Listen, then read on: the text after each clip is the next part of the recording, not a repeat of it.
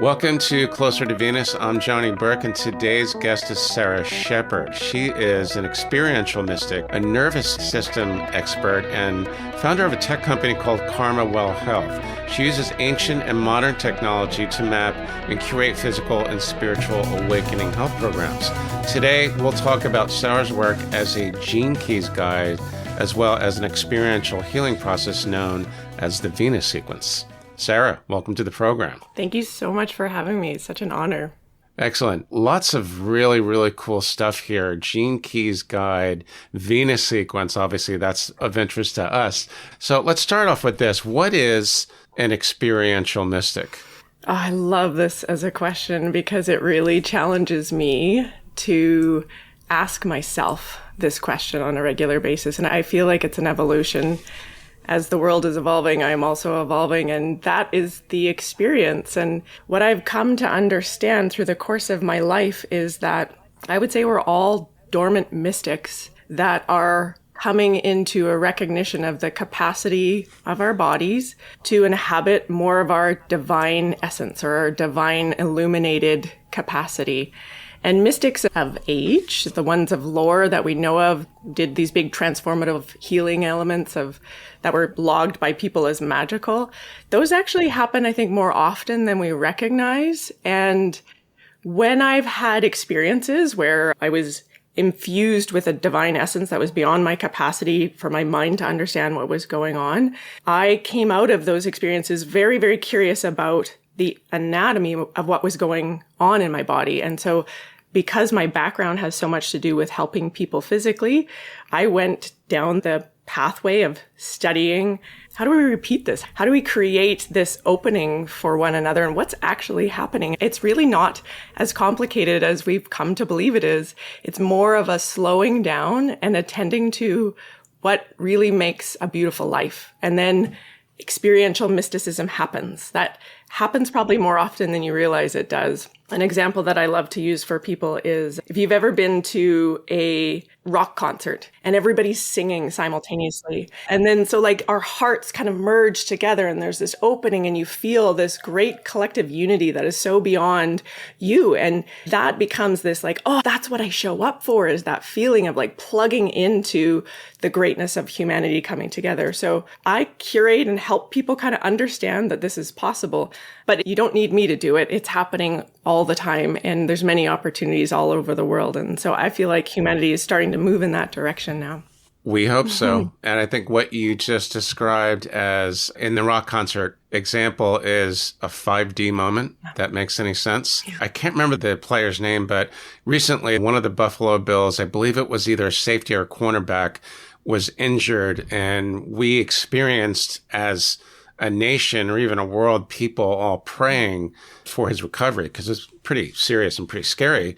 And one of my guest speakers actually said that was a 5D moment. And I think also what you're talking about is that these things, the mysticism happens a lot more than we realize. I've also noticed that many of the mediums and intuitives that come onto the show, they tell me that it's not a gift. Everyone has it. It's a latent thing in all of us. It's just that in some, that skill or that ability is a little bit closer to the surface. There's support for you in a way that you're able to help it land and make sense. And I think most of our culture is like, that's not possible. You can't do that. Like we've been told for such a long period of time through our cultural milieu of like, you're not special. As kids, it's like, stop making a big fuss about whatever you experienced of a unicorn or a rainbow bridge or these things. I really am coming to the space of like, humanity is so much more gifted than we're ever led to believe that we're capable of. And this always triggers a certain question because whenever a mystic or an intuitive comes onto the show, some of them do have past life memories and will go as far as to say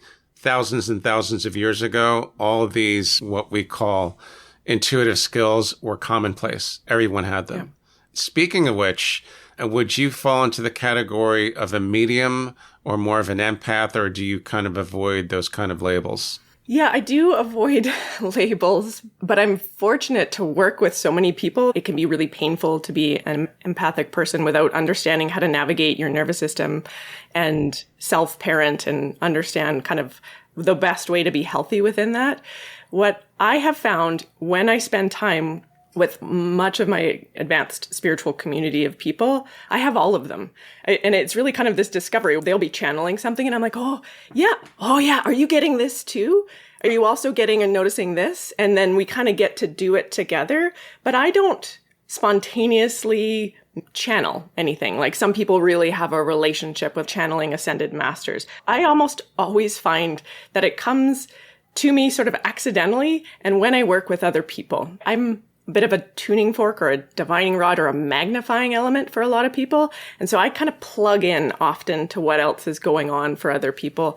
But it's not something that, like I said, it's a superpower that everybody has. And I really want people to understand that you're also capable of this. And the common word I hear right now often is people like, oh, I'm getting all these downloads.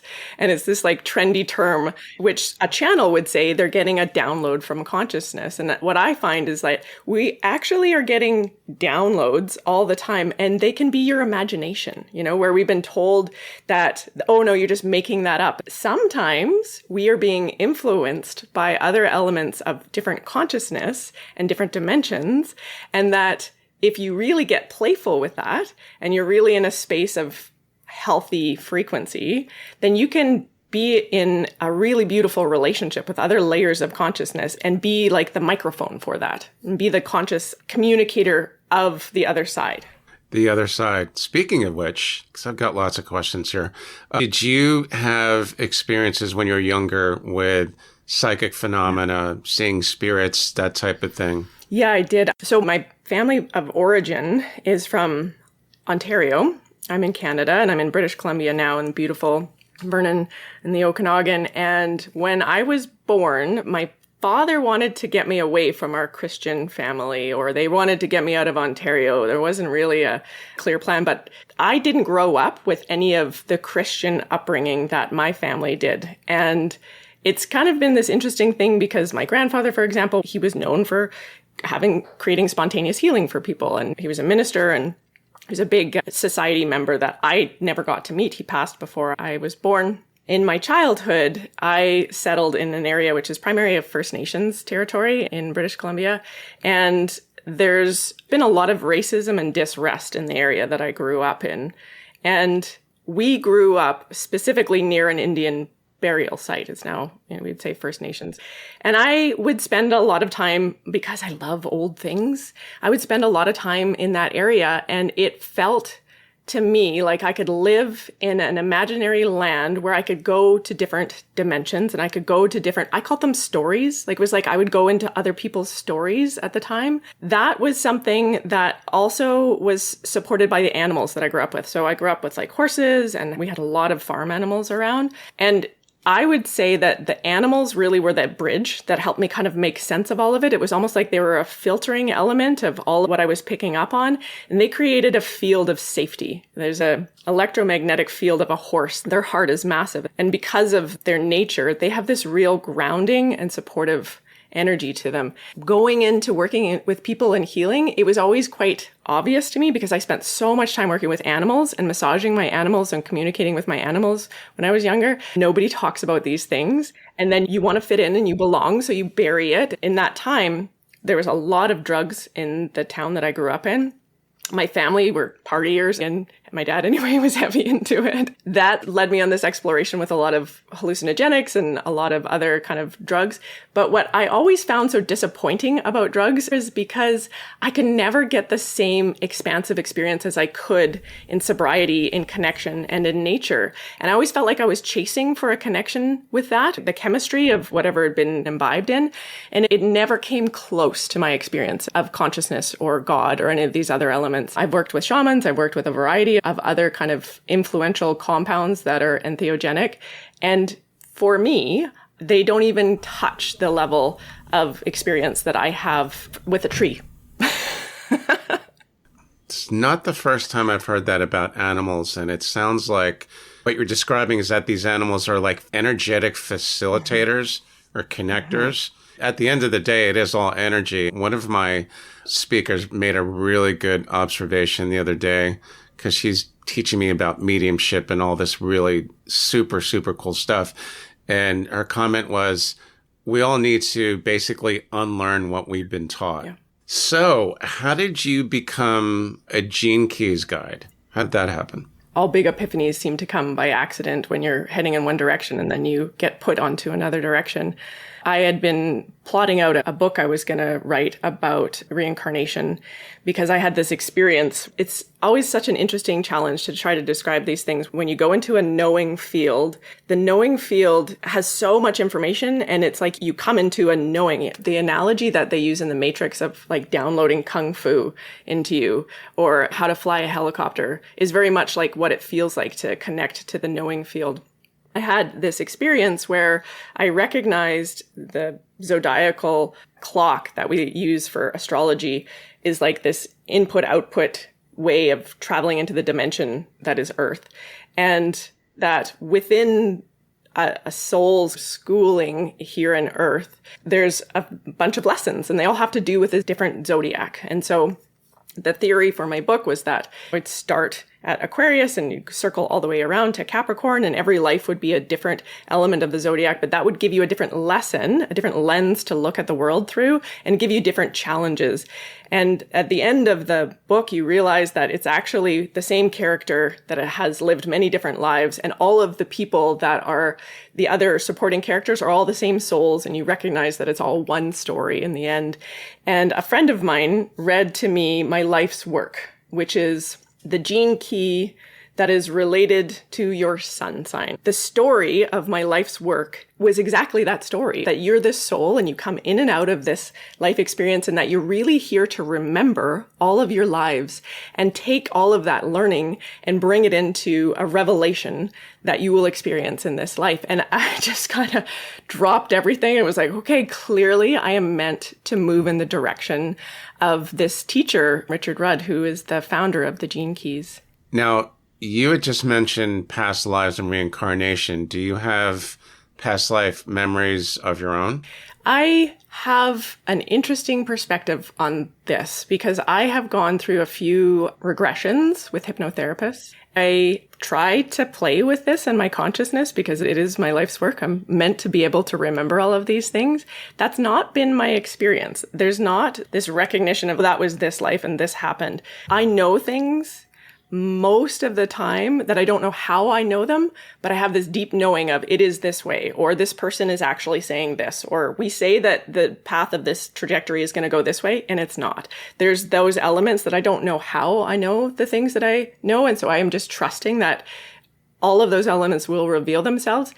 In my hypnotic states, I go in between the lives. I always end up in the life between lives. And so if you've ever read any of the work about LBL stuff, that was such a relief when I learned about that element. And when I go into that life between lives state, to me feels like I can go there and I can find a tool that I need for whatever challenge I'm facing in working with somebody or something that's coming up in my life. I can go into that space and they'll be shown to me often these really simplistic elements of using meditation or consciousness in a contemplative way to shift the way that we see a problem. And then I come back and sure enough, miraculously, it works. The life between lives space, it's coming up more and more for the people that come onto the show. And it's pretty amazing because even though the details will vary a little bit, the mechanics are almost identical. You go to this space, whether you remember a past life, and often the sequence seems to be you go through your death and you go to the in-between space and you make soul agreements with your soul family, which you had alluded to just a few moments ago, because they're all the same cast. It's like casting a play, casting a movie. Yep. It's a role. Do you find the same thing? Yeah. And I also feel like this is a really empowering tool to look at for your life, is that you're the one that is playing the role of your life. You're not a victim of the circumstances or the people or the elements that, feel unjust at times. When that happens, it's your job as the character of your life to decide how you would, in a heroic way that is meaningful to you, respond to it. That's really the soul's work. And that we have more people that are in alliance with us than we realize. And what's bizarre about that is they're often the people that are hardest The people that are the most triggering to us, like the closest relationships of the people that just drive you crazy, those are the souls that are most devoted to your evolution. And when you can reframe that and start to look at how is this irritation that's driving my body crazy really an opportunity for me to evolve? What is the belief that I'm so fixed on that I see in this character that will help me evolve? Learning the gene keys, the reason that I gravitated so much to it was I felt like I had all of these balloons with ribbons attached to them of consciousness and all of these ways of working with people. And what Richard Rudd's done through the process of bringing forward this teaching, which is human design, is he's given a tool for us to really navigate a path to stay with those triggers, to stay with the contemplation of why am I feeling what I'm feeling in my body? And what is it that my body is teaching me? Are we playing these roles for each other? We are. And that messaging that happens in our body where we're pissed off or we're turned on or we're inspired, that messaging system is like our soul speaking to us. Very, very good point. These are the things that I've heard over and over again, where the details will vary, but the mechanics are almost identical, which is really amazing. And great job, by the way, explaining that. So the Venus sequence, what is that? And how is that related to the human design, or are they basically the same thing? Yeah, I'll just assume that your listeners have never heard of the gene keys, and I'll give kind of a general introduction to what it is. The gene keys teaching is a transmission, and that's another word for a download. It's like consciousness comes into the awareness of somebody. That occurred for Richard Rudd in his 29th year. This is the time that we have a Saturn return, and so planets are affecting us. And for many people, and this happened to me, and I didn't know what it was until quite a bit later in my life, many people will have some level of awakening experience related to Saturn, wherever Saturn shows up in their chart. This can be a breakdown or a break open. And in many cases, the other ones that happen are like in our 40s. This is all a part of this awakening process. And what Richard Rudd's background was he was able to go to university for many, many years and study super obscure, esoteric, religious studies. And so he had a really beautiful map of consciousness already in his mind when this download came for him. He had been working with the I Ching, which is between 3,000 and 5,000-year-old book of changes from China. The I Ching maps out, similar to the zodiac, a calendar wheel that changes every 6 days, roughly, to a new archetypical teacher. My grandmother was obsessed with I Ching, and I grew up with her throwing coins, and then my mom taught me how to throw coins, and it's this beautiful process of working with the oracle of the I Ching. When Richard Rudd met the founder of human design, it also had a transmission. His name is Ra Uru, and his original name was Robert Krakauer. He's a Canadian man who was living in Ibiza and was basically a feral hermit camped out in the 80s and had this awakening experience where this voice overtook his consciousness. There's so many cool stories of Ra's awakening experience, and he's a very dramatic person who's since passed. In this story of his awakening experience, this voice yelled at him for a 8-day period that there was a map to our aura. And the aura is this electromagnetic crystalline energy field that each of us emits from our biovehicle, from our body. And this auric field is a moving mandala of light that is interacting with the planets through what's called the neutrino stream. And neutrinos are light. It's star light from our star, the sun, as well as all of the other stars of the galaxy. And when that light hits various planets, it takes an imprint of energy from each of the planets. And all of this is raining down on us all the time, and our auric field is reading it. The other elements of the auric field that were mapped out in human design have to do with the dimensions of the Kabbalah, the astrology, like I mentioned. There's gates and channels that are like energetic conscious connectors within our auric field. And this is a really beautiful example of what happens when you meet somebody and you have chemistry and you like really like that person or you really dislike that person. Often these two auric fields are opening and closing these gates of consciousness that are related to the I Ching. It's also this biochemistry element of our wheels of energy, like our chakra system as well as our auric field, are communicating with the energetic glandular system of our body, our endocrine system, as well as our electromagnetic nervous system. So we have this electrical nervous system that is receiving information from the auric field and responding to it. Richard Rudd put all of this together with his learning about the genome. The human genome has a code that is very similar, binary code that's very similar to the codons, these elements of the 64 archetypes. And those 64 archetypical teachers of the I Ching are opening and closing gates of consciousness, as well as turning on and off elements of our DNA. And that we have a lot more control over our expression of our DNA than we've ever been led to believe. When I went to grade 9 science, we learned cellular biology as the nucleus was the brain of the cell. We now know that it's more the membrane of the cell that is giving information to the cell, which is producing our DNA. That's because we're always building more elements of our body and breaking them down. And that's what amino acids are. So our cells are creating these amino acids that become the expression of your physical body. And you can create a stronger physical body by the environment that your body's in, or you can create a weaker physical body by the environment that your body's in. And so it's through this conceptual understanding that what we're marinating in is turning on our capacity for our frequencies to hold more light or turning it off. When you're pissed off or you're in a funk, you're in a frequency band. You're within a frequency band that is your reptilian nervous system being either reactive or repressive to the situation. But the trigger, that funk that you're in, is really a key that's trying to pull you into a higher level of interacting with your health, with the people that are involved in the situation, with your life. And if you stay in the, it's my way and everybody else is stupid, then your body marinates in this world it's unsafe. And I don't see opportunities. I only see problems. And you know what's wrong with the world? Well, it's the system, or it's the government, or it's all of these things. You don't see solutions.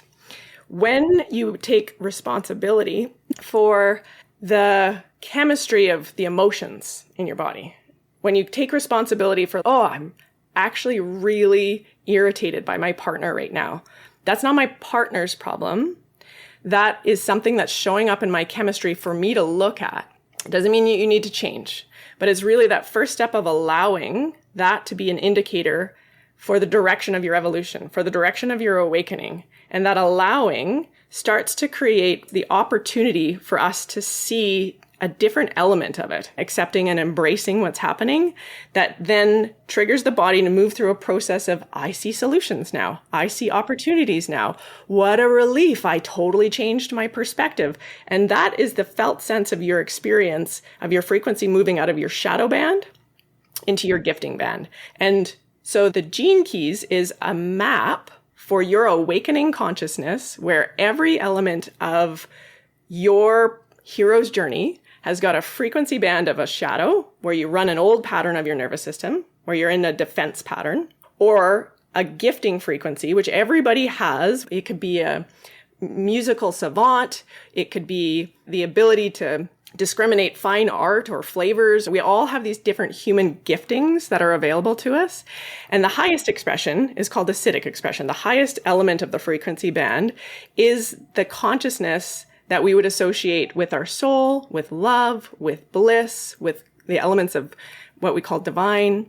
And the more we move to our gifting frequency, the more we do our shadow work and greet these patterns within us, the more your body resonates at a higher frequency, the more your DNA holds more light, the more capacity you have to embody these higher elements of these higher frequencies. And the more you ultimately claim your embodied health, your embodied expression, the more you resonate with the frequency that your soul is. And so it really allows your soul to drive the ship instead of your old patterns, instead of your shut down way. It seems to me that because there's so many components, it's pretty complicated. If someone were to inquire to work with you, do you have an elevator pitch to describe what is human design or what are the gene keys and why someone would want to work with you? Yeah, that's a good one. The elevator pitch, I would say, is There's a path to living a beautiful and fulfilled life, mapping your shadows out and working with what does that mean in real life. And when you do that over a period of time, it's not a quick solution. This is a way of living your life where you really get to be in a relationship with all of the people that are triggering you in a different way. It's the fastest path to a beautiful life, to deep peace and deep fulfillment without chasing peace and fulfillment. So as opposed to doing, let's say, a past life regression or working with a shaman, this would be more of a direct route to get where you want to go. Yeah, I work with shamans and I'm a mesa carrier. And so I'm trained in Andean shamanism. And Andean shamanism is another lens that follows the same shadow dimension, middle world and higher world. That higher world is acidic frequencies. And when you work with a shaman, they will map out the elements of what is speaking to your energy field, your luminous energy field, that's creating a dissonance for you. So the gene keys is like a printout that comes from your hero's journey of this life. It's related to where you're born and where you're imprinted on the planet. You get this imprint from, and it's from the other planets. And so there's a map of how to awaken, which is your hologenetic profile. Wow. Okay. And I believe there are 5 energy types. Within the realm of human design.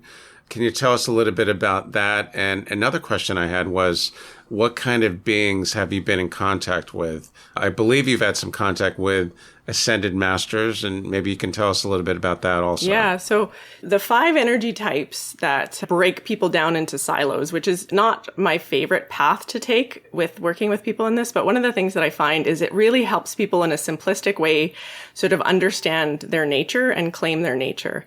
I think I could answer your question earlier better with, what's your elevator pitch for the gene keys or human design? I would say it's how to fall in love with yourself. When we really start to recognize what we're not, and we let go of all of the things we're not, we stop chasing all of the things that we're not, or feeling like, oh, I'm not good enough because of whatever it is. The 5 energy types have a lot to do with the dynamics of masculine and feminine. There's a spectrum for the most yang to the most yin. And the 5 types are manifestors, manifesting generators, projectors, and reflectors. And reflectors are the most yin. The story of the different types was primarily much of humanity was manifesting generators and generators, with a small amount being the manifestor type. And they were the more kingly type, the people that were the alphas of society. And everybody else was kind of under their kind of control. There was a mutation that occurred in the 1700s, and there's this newer energy type, the softer energy type came into the world, which is projectors. Projectors are a different auric type than the other ones in that a manifestor's aura emits from them out their auric field. And it's illuminating and triggering to people. It creates both the opportunity to see what you've been unwilling to look at, as well as a path forward from it. The manifesting generator and generator type is the majority of our population. It's like 80% of our population is that generator type. They're the life force energy, and they actually hold and amplify the life force energy of the collective of humanity. They have a direct connection to the code of the earth, and they're generative in that nature of the earth is giving them this energy that they experience here. Manifestors, projectors, and reflectors, they don't have that connection. So they actually connect to the generator type to create a refinement in their energy. And so projectors are the coaches, the orchestrators, the type of people that have what's called a penetrating aura.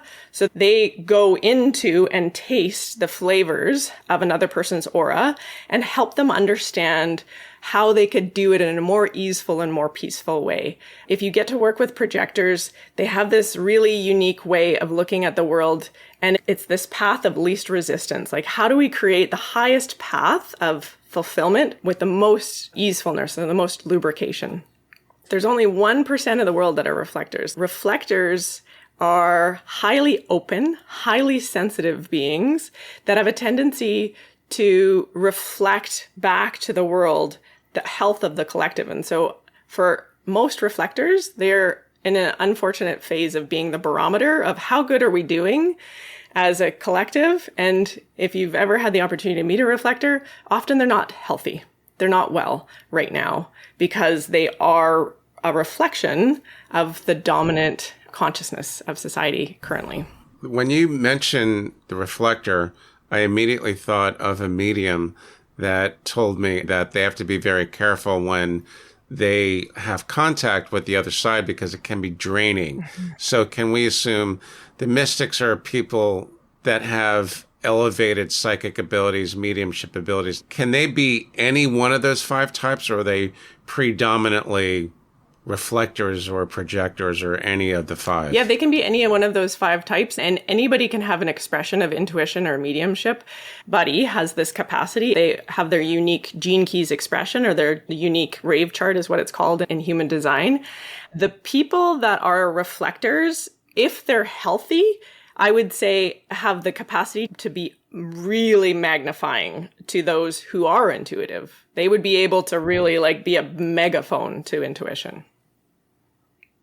I'm curious to know, because I think in your bio that you did mention that you had some contact with ascended masters. So I'm trying to circle back to the connection, if there is one, with the unseen world. How does the non-physical world figure in your work? Because I know that you had some contact with ascended masters. Mm-hmm. My experience is I feel led all of the time, and I suffer when I believe that I can think my way through life.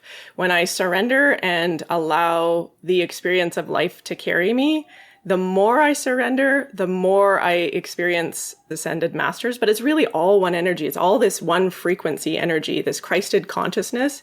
You could say is Jesus Christ, or you could say it's Christed consciousness.